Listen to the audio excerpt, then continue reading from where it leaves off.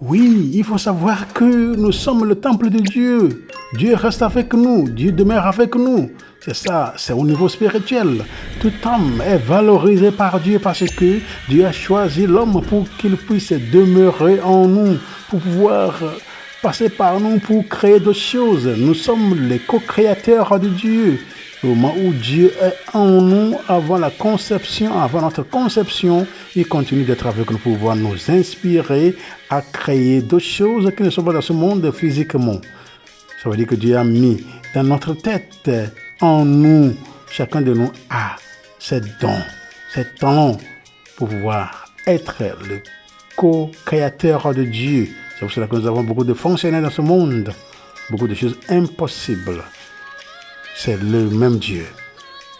Nous allons entrer dans cette discussion en se basant sur Jésus-Christ qui a renvoyé ceux qui sont en train d'utiliser la maison de son Père, le temple, pour vendre, pour changer d'argent, pour faire beaucoup de commerce. Il les a renvoyés, fouettés. Entrons, entrons, entrons. Bonjour. Shalom. Prions. Dieu éternel et tout-puissant, tu es notre mère, tu es notre Père. Nous te remercions, sommes ensemble. Merci beaucoup pour ton peuple, le peuple que tu me donnes chaque jour, l'audience qui est fidèle pour pouvoir suivre les enseignements sur la foi, sur les saintes écritures. Merci beaucoup pour les familles respectives, pour leur boulot, leurs relations interpersonnelles respectives. Merci beaucoup Seigneur d'une manière spéciale pour tout déblocage que tu ne cesses d'effectuer dans leur vie. Déblocage professionnel, financier, matrimonial, maternel, paternel, des esprits mauvais, des chances de bonheur, sanitaire, de la sorcellerie à tout degré. Pour les arbres généalogiques et d'une manière spéciale Seigneur, merci beaucoup pour toutes les guérisons, pour toutes les délivrances, transformation, purification, sanctification, restauration, réparation, pour toute protection que tu ne cesses d'effectuer dans leur vie, pour toutes les ouvertures de leurs yeux, oreilles et cœurs spirituels.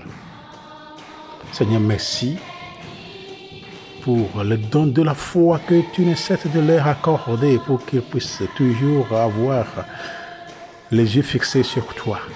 Merci beaucoup pour l'intégration de la cour céleste qui vient toujours à leur secours. Seigneur, merci pour tout. Par le Christ notre Seigneur. Amen. Voilà, chers auditeurs et auditrices, nous sommes là pour pouvoir continuer avec nos réflexions. Et aujourd'hui, nous allons parler, penser et réfléchir sur le temple. Comment prendre soin, comment défendre et prendre soin du temple de Dieu. Du temple de Dieu. Et ce temple dont nous parlons au niveau physique et au niveau spirituel. Le temple que nous voyons physiquement, qui est l'église où nous allons pour prier ensemble, pour louer le Seigneur, et le temple que nous sommes, notre corps. Notre corps est le temple de Dieu. Donc nous allons voir cela. Mais si vous êtes nouveau sur ce canal, vous êtes invité à pouvoir vous inscrire, à vous abonner, comme ça lorsqu'il y a une nouvelle vidéo qui est lancée, vous serez le premier à être averti. Et puis il ne faut pas oublier de liker, de commenter, de partager. Si vous êtes toujours là avec nous, déjà là avec nous, merci beaucoup d'être là. Merci beaucoup mon frère, ma soeur, d'être là. Ne faut pas oublier de toujours commenter, liker et suivre les enseignements sur la foi. Et c'est possible, il faut partager aussi cette vidéo. On a beaucoup d'autres vidéos qui sont en ligne et nous avons la chance d'écouter, ce sera bien. Merci beaucoup, merci pour tout. Voilà, quand nous entrons dans cette discussion qui est sur comment prendre soin et comment défendre le temple de Dieu. Ça c'est un terme très intéressant. Nous voyons ce que d'abord Jésus lui-même a fait. Je ne vais pas tout lire, c'est seulement quelques traits que je voudrais lire dans l'évangile de Saint Jean, chapitre 2, du verset 13 au 25, qui va parler de comment prendre soin, comment défendre le temple de Dieu, le temple qui est la demeure, là où Dieu est adoré en tout temps, dans plusieurs rassemblés. Ils ont rassemblement, dans plusieurs rassemblements, dans plusieurs assemblées. Par exemple, nous lisons. Comme la Pâque juive était proche, Jésus monta à Jérusalem. Dans le temple, il trouva installés les marchands de bœufs, de brebis et de colombes et les changeurs. Il fit un fouet avec des cordes et les chassa tous du temple, ainsi que les brebis et les bœufs. Il jeta par terre la monnaie des changeurs, renversa leur comptoir et dit aux marchands de colombes: on lui vit cela d'ici, cessez de faire de la maison de mon père une maison de commerce.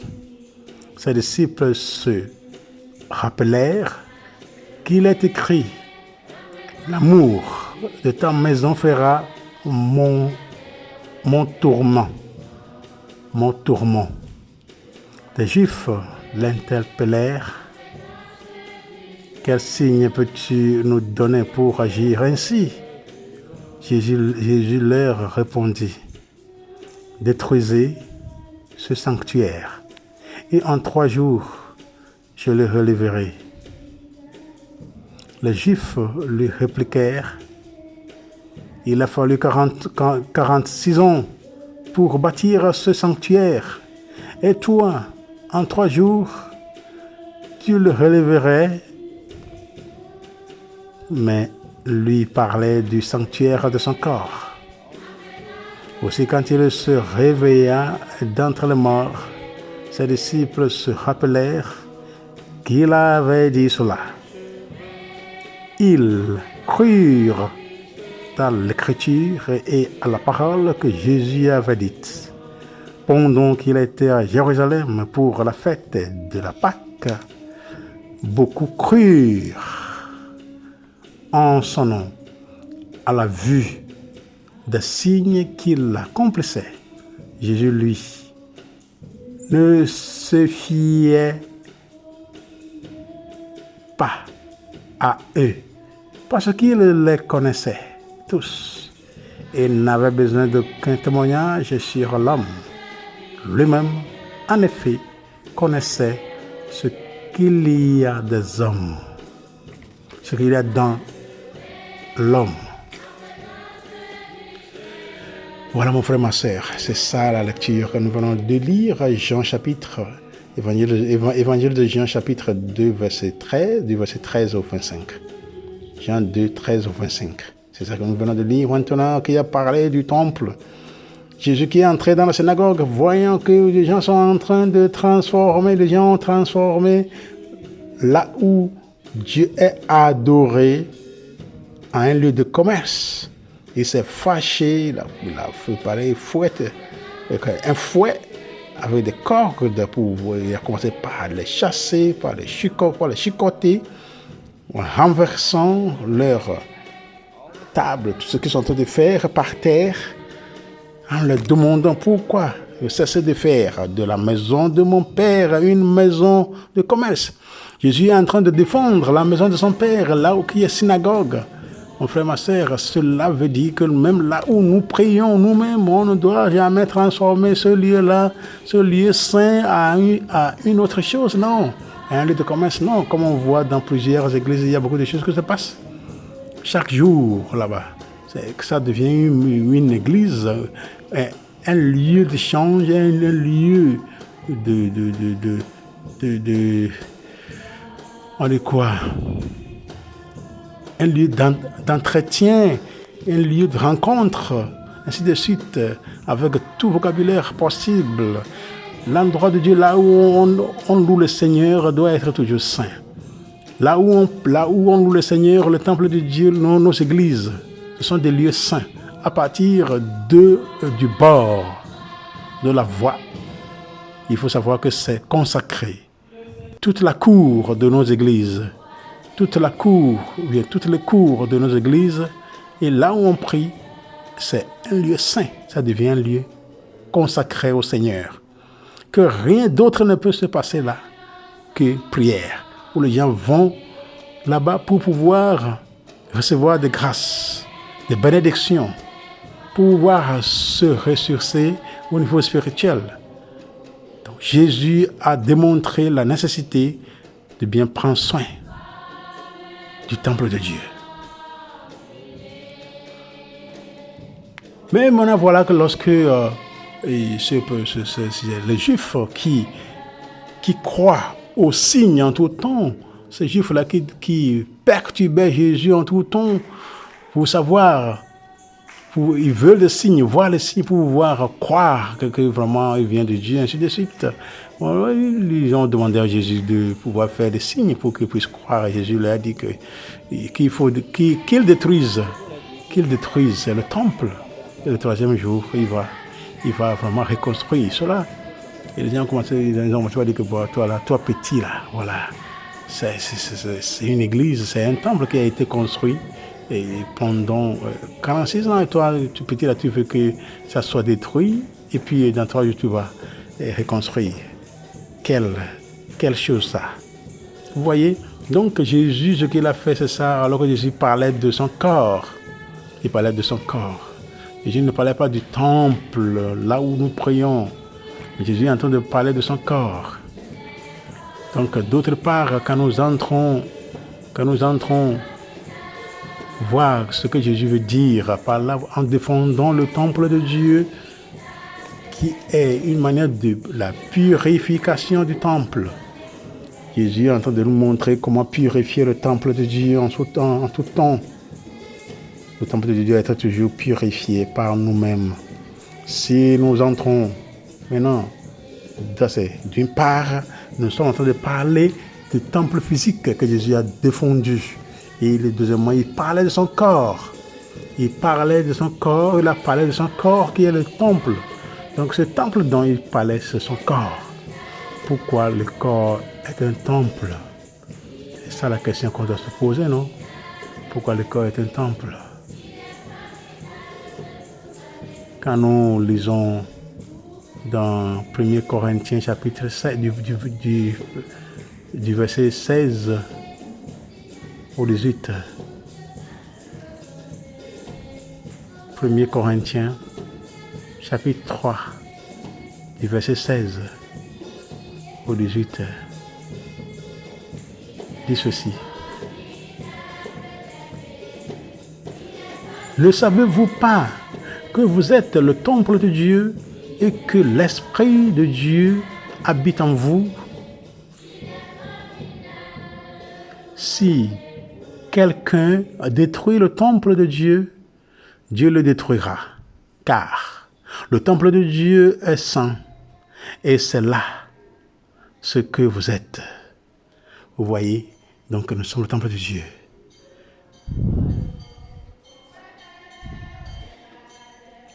Nous sommes le temple de Dieu.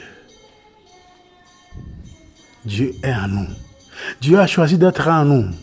Dieu a choisi d'être proche de nous. Dieu a choisi d'être pour nous, en nous, par nous, avec nous. C'est clair quand nous lisons Jérémie chapitre 1, verset 5. Jérémie 1, 5. Qu'est-ce que ça dit? Dieu a dit à Jérémie que avant que je t'eusse formé dans le ventre de ta mère, je te connaissais. Avant que je t'eusse formé dans le ventre de ta mère, je te connaissais. Et avant que tu fusses sorti de son sang, je t'avais consacré. Je t'avais établi prophète des nations. Voilà ce que le Seigneur a dit à Jérémie. Donc si nous sommes le temple de Dieu, que ça veut dire que Dieu habite en nous. Dieu a choisi d'être en nous. Dieu a choisi de faire sa demeure en nous. À tous les hommes, c'est pour cela que nous sommes vraiment chers. Nous avons des valeurs. Nous sommes valorisés par l'Éternel. Parce que Dieu nous a choisis comme sa demeure pour pouvoir nous inspirer afin que nous puissions être ses co-collaborateurs. Nous sommes les co-collaborateurs de Dieu, nous sommes les co-créateurs du Seigneur. Parce que, après avoir mis en nous le restant de sa création, nous sommes capables de créer beaucoup de choses que lui-même n'a pas créées physiquement. Ça veut dire que Dieu devient maintenant, il crée indirectement en nous, parce qu'il a mis, c'est pour cela qu'on a les ingénieurs, ceux qui ont fabriqué l'avion, les bateaux, les voitures de différents degrés, de différents types, et tout ce que nous voyons autour de nous, les maisons. Vous voyez, donc Dieu a mis le restant de sa création à l'homme, puisqu'il a choisi l'homme comme sa demeure. Il l'inspire pour que l'homme puisse continuer, réalisant ce que lui-même n'a pas réalisé physiquement. Oui, Dieu a donné tout ce dont on a besoin autour de nous. Si on n'a pas encore vu ça, cela ne veut pas dire que cela n'existe pas. Ça veut dire que même tous nos problèmes dans cette vie ont de leurs solutions autour de nous. Ça veut dire que je peux être votre solution. Vous pouvez être ma solution. Ils peuvent être notre solution. Vous pouvez être leur solution. Dieu a tout créé comme première matière qui sont autour de nous. Donc chaque problème dans cette vie a sa solution. Chaque problème a sa solution. Il n'y a pas de problème qui n'a pas de solution. Ça veut dire que Dieu nous a créés, il habite en nous. Est-ce que vous savez que Dieu habite en vous? Est-ce que je sais que Dieu habite en moi? Est-ce qu'ils savent que le Seigneur habite en eux? Vous voyez? Donc Dieu habite en nous. Il est là 24 heures sur 24 heures avec nous.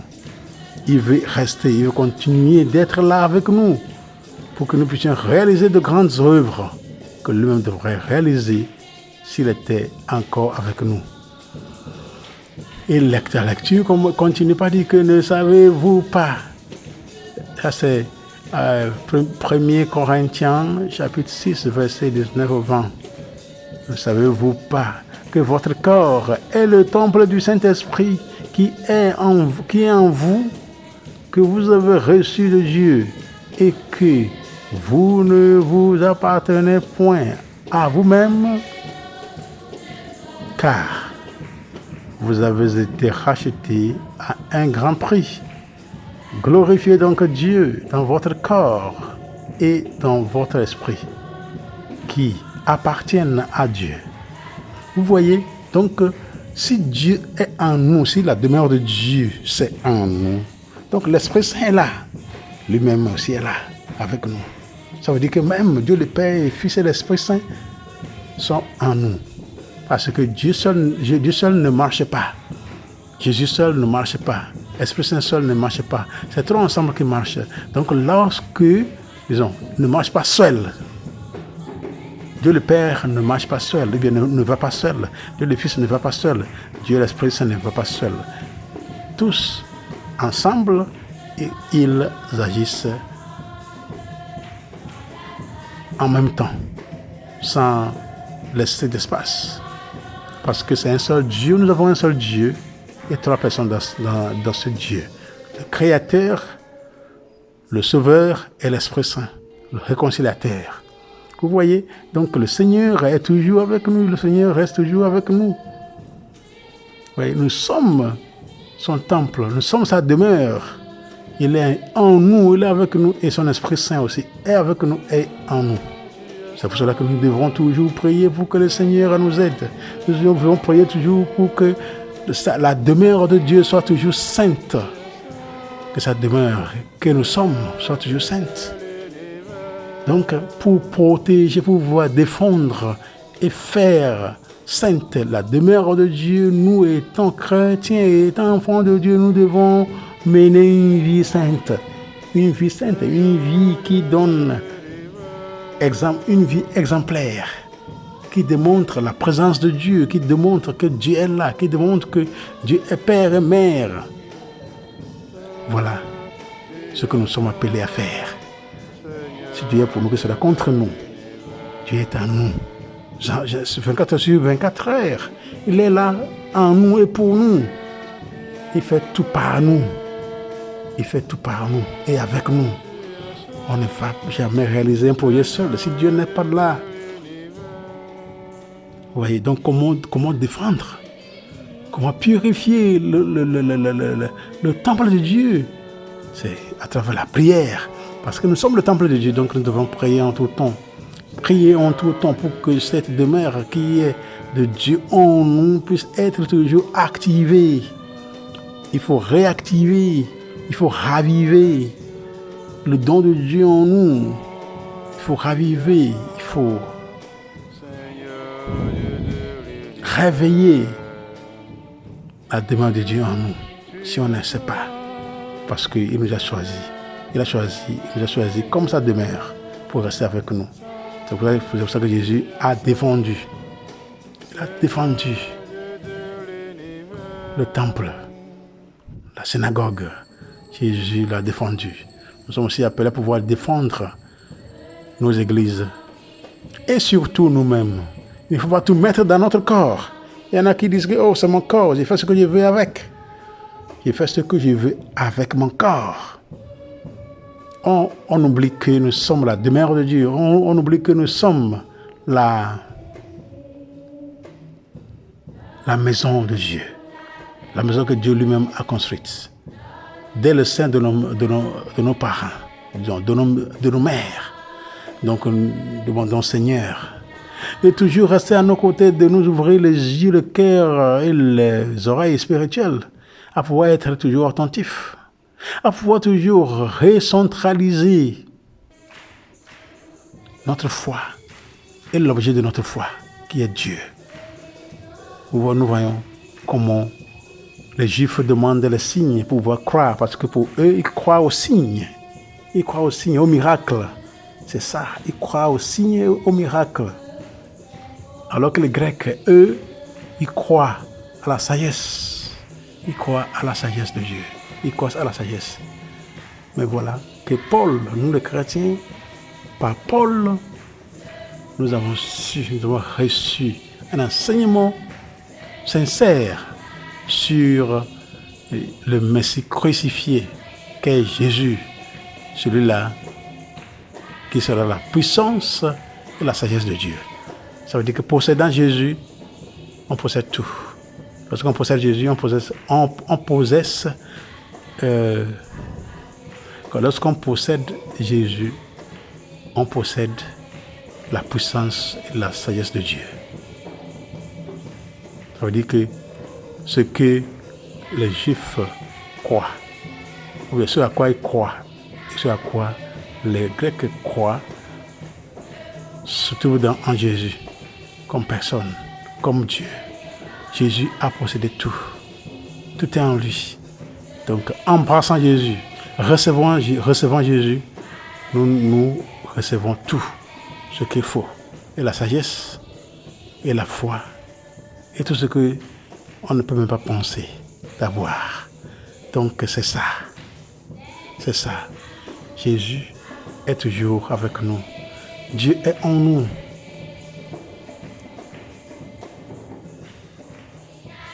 Comme lui-même a dit à Jérémie que nous venons d'écouter.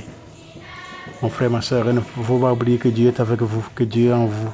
Il ne faut pas oublier que vous êtes la demeure de Dieu, que Dieu est là 100%, jour pour jour, en vous.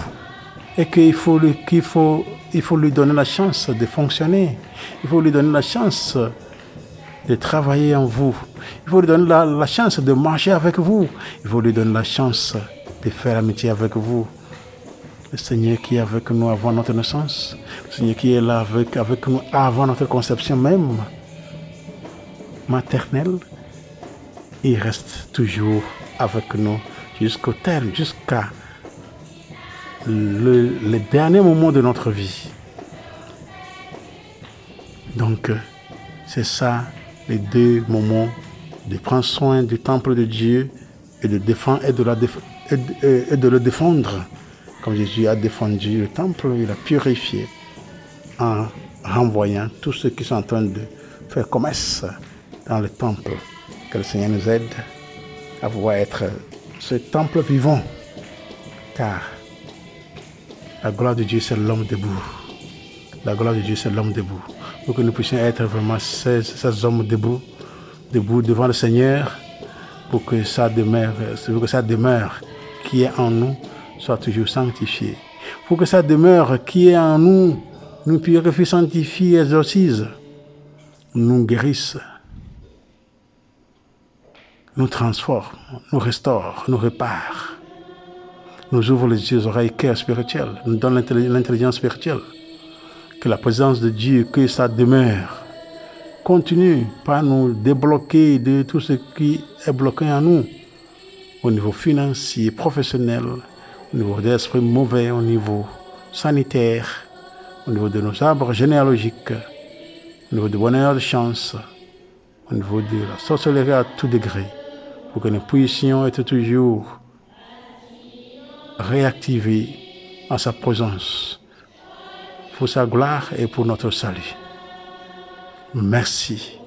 Merci beaucoup, mes frères et sœurs. Et encore, si vous ne vous êtes pas encore abonné, ne faut pas oublier de vous abonner. Ça ne coûte rien. C'est en gratuit. Ça nous aide à pouvoir bien avoir cet encouragement que continuons et œuvrons, recherchons pour pouvoir vous présenter. Oui, c'est que chacun de nous a ses talents que Dieu lui a donné de pouvoir faire quelque chose. Voilà, que le Seigneur vous bénisse, qu'il vous garde et qu'il vous accompagne en tout temps.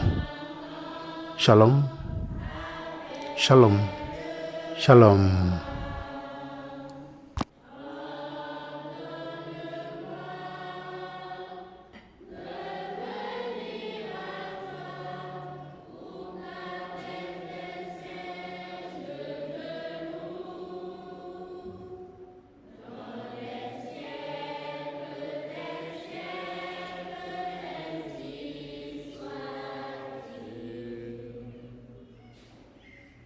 Celle-ci, nous allons